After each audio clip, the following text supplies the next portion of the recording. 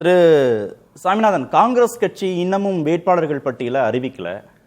இந்த அணுகுமுறையை தாமதம்னு சொல்றதா, மெத்தனம்னு சொல்றதா, அலட்சியம்னு சொல்றதா, இல்ல ஏதேனும் ஒரு நோக்கம் இருக்கா?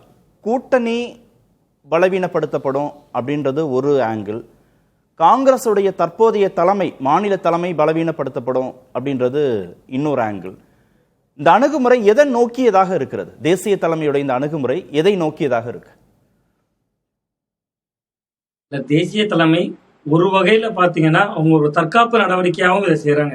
ஏன்னா இன்னைக்கு இன்னும் முன்கூட்டியே வேட்பாளர்களை அறிவித்து விட்டால் சீட் கிடைக்காதவங்க எதிராக கடுமையான எதிர்குரல் எழுப்புவாங்க.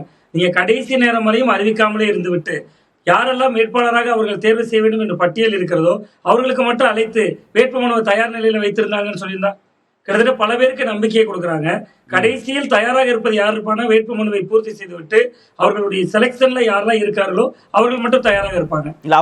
அதுல வந்து காங்கிரஸ் கட்சிக்கு ஒரு சிறிய லாபம் இருக்குன்னு அவர்கள் அதிருப்தி எப்ப சொன்னாலும் அந்த அதிருப்திக்கு அவர்கள் டெல்லிக்கு போகுது. எப்ப கிடைச்சாலும் மகிழ்ச்சி, எப்ப கிடைக்கலனாலும் அதிருப்தி தானே. ஆமா, கண்டிப்பாக அதிருப்தி தான். பட் அது இன்னும் வேட்புமனு தாக்கலுக்கு நேரம் இருக்கிற பொழுதே அறிவிக்கப்பட்டு விட்டால் எதிர்குரல் உள்ள இருந்தே தொகுதிக்குள்ள இருந்தே கேட்க ஆரம்பித்துவிடும். நீங்க கடைசி நேரத்துல அது இதுதான் அவங்க ஸ்டைலா இருக்கு. பீகார்லயும் அதுதானே செய்யறாங்க பல தொகுதிகள்ல. அப்ப கடைசி நேரத்தில் அறிவிப்பதன் மூலமா ஒரு நெருக்கடிக்குள்ள தள்ளி விட்டு எதிர்முகாமில் இருக்கக்கூடிய, அதாவது அந்த கிடைக்காதவர்களுடைய அதிருப்தியை கொஞ்சம் மட்டுப்படுத்தலாம்னு நினைக்கிறாங்க. பட் அது கட்சிக்குள்ள கிரவுண்ட்ல பெரிய அளவுல அதிருப்தியை தான் உருவாக்கும். பட் தலைமை என்ன நினைக்கிறாங்கன்னா, நீங்க டெல்லியை நோக்கி படையெடுக்கிறத குறைக்கணும்னு நினைக்கிறாங்க. உள்ளூர்ல சில பிரச்சனைகள் இருக்குல்ல அப்படிங்கிற பார்வை இருக்கு. இன்னொன்று மிக முக்கியமா சார், 28 இடங்கள் ஒதுக்கப்பட்டிருக்கு. கிட்டத்தட்ட அதுல 16 இடங்கள் ஏற்கனவே ஒதுக்கப்பட்ட இடங்கள் தான் அவர்களுக்கு திரும்பி வாங்கியிருக்காங்க, 16 சீட்டு. அப்ப அந்த 16 சீட்ல பிரச்சனை இல்லை. ஏற்கனவே இருக்கக்கூடிய சிட்டிங் எம்எல்ஏக்களோ அல்லது ஏற்கனவே நீண்ட காலமாக ஜெயித்தவர்களையோ மாற்ற வேண்டிய அவசியம் இருக்காது, அல்லது அவர்களுக்கு பெரிய அளவுல சிக்கல் இருக்காது. டெல்லியோட நேரடி தொடர்புலையும் இருப்பாங்க. அவங்க பிரச்சனை என்பது ஒரு 12 சீட்டு தான். அதுதான் அதிகபட்சம் ஒரு 6 முதல் 8 சீட்டுக்குள்ளதான் பிரச்சனை இருக்கலாம்.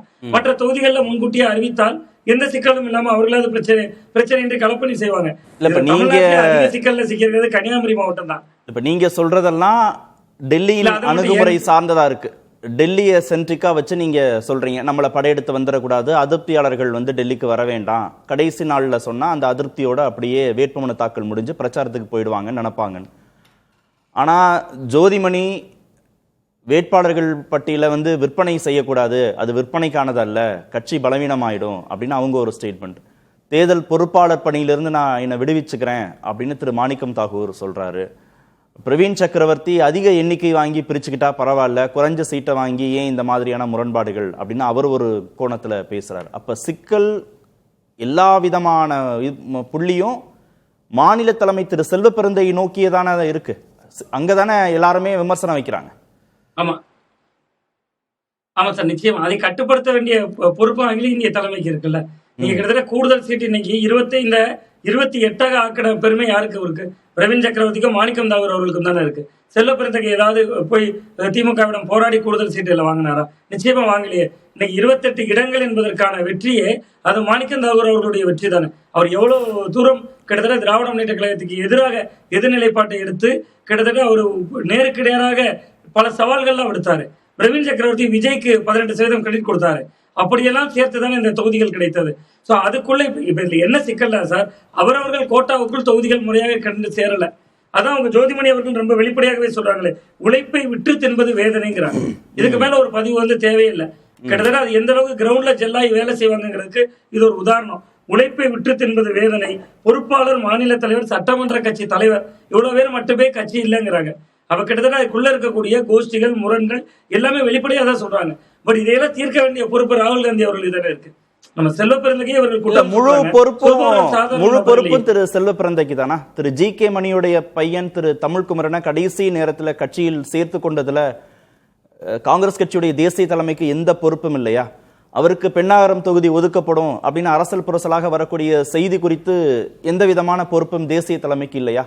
தேர்தலுக்கு சில நாட்களுக்கு முன்பாக ஒரு பிக் ஷாட்டை கட்சிக்குள்ள கொண்டு வந்தும் முக்கியமான தொகுதி அவருக்கு ஒதுக்கீடு செய்வது குறித்து சர்ச்சை வரும், விமர்சனங்கள் வரும், கட்சி நிர்வாகிகள் ஏற்றுக்கொள்ள மாட்டார்கள் அப்படிங்கிறது தேசிய தலைமைக்கு தெரியாதா? இதெல்லாம் தெரிஞ்சே தானே தேசிய தலைமை அட்மிட் பண்றாங்க. இல்ல சார், தேசிய தலைமையை பொறுத்தவரை ஒரு நபர் புதிதாக வருவது என்பது அதே கொஞ்சம் பண பின்னணி உள்ளவர்கள் வருவது என்பது ஒரு வரம் தான் இந்த கட்சி. எப்போ நீங்க இன்னைக்கு ஓ எப்போ வர்றாங்க எப்போ வர்றாங்க ஒருத்த நாடு வைத்தியம் தேர்தலுக்கு 3 வாரங்களுக்கு முன்பாக உள்ள வர்றாங்க சார்.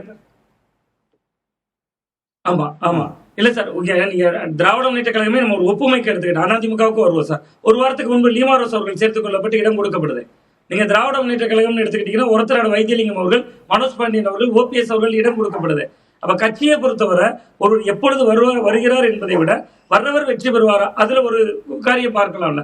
அப்படித்தானே கட்சி தலைமை யோசிப்பாங்க. நீங்க வர்றவர் தோல்வி அடைந்தால்தான் அது விமர்சனத்துக்குள்ளாகும். நீங்க திமுக அதிமுக உசிலம்பட்டி ஐயப்பன் அவர்கள் திமுகவில் இணைந்திருந்தார், சீட்டு கொடுக்கல. இன்னைக்கு சசிகலா அவருடைய கட்சியில வேட்பாளராக அவருடைய பெயர் பட்டியல் வந்ததை பார்த்த மாதிரி இருந்தது. அவ கிட்டத்தட்ட அப்படித்தானே இருக்கிறது களம். வைத்திலிங்கத்துக்கு ஏன் சீட்டு கொடுத்தீங்கன்னா வைத்திலிங்கத்துக்கு ஏன் சீட்டு கொடுத்தீங்கன்னா ஒரத்த நாட்டுல இருந்து யாரும் திமுகவை எதிர்க்கல, ராஜினாமா பண்ணி போல.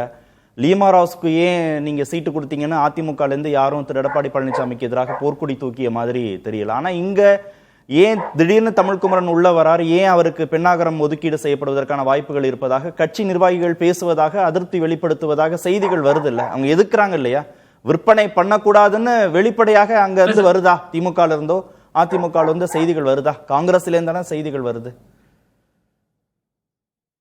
நிச்சயமா அதுல திராவிட கட்சிகள் திமுகவா இருக்கலாம், அதிமுகவா இருக்கலாம், வெற்றி ஒன்றையே இலக்காக நினைத்து இணைக்கிறாங்க.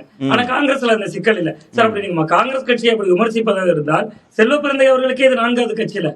அப்ப அங்கிருந்தே முரண் தொடங்குது இல்ல அவர்களுக்கு. கிட்டத்தட்ட அதைத்தானே அவர்களுடைய அந்த பதிவு நமக்கு காட்டுது.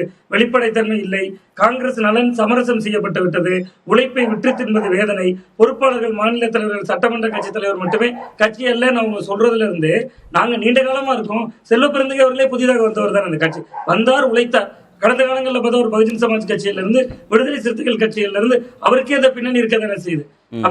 அந்த நேரத்துக்கு நிகழ்நேரத்திற்கு ஒருவர் வருவதனால் பலன் இருக்கிறதா இல்லையா? இதுதான் தேர்தல் அணுகுமுறை. அந்த அணுகுமுறையில பார்த்தா காங்கிரஸ் கட்சிக்குள்ள எதிர்ப்பு இருக்கிறது. காங்கிரஸ் கட்சியை பொறுத்தவரை சீட்டு கொடுத்தாலே எதிர்ப்பாங்க, சீட்டு கொடுக்காட்டாலே எதிர்ப்பாங்க. அந்த கட்சியினுடைய அணுகுமுறை அதுதான்.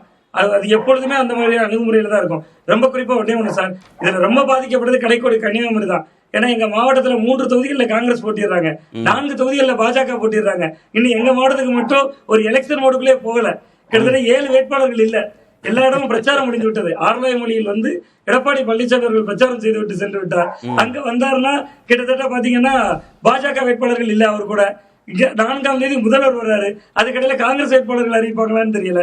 அப்படித்தானே இருக்கு. இதனால காங்கிரஸுக்கு பிரச்சனையே இல்லையோ அந்த ஊர் பத்திரிகையாளர்னு உங்களுக்கு பிரச்சனை இருக்கு தெரியுது. அது கண்டிப்பா சார். ஓகே.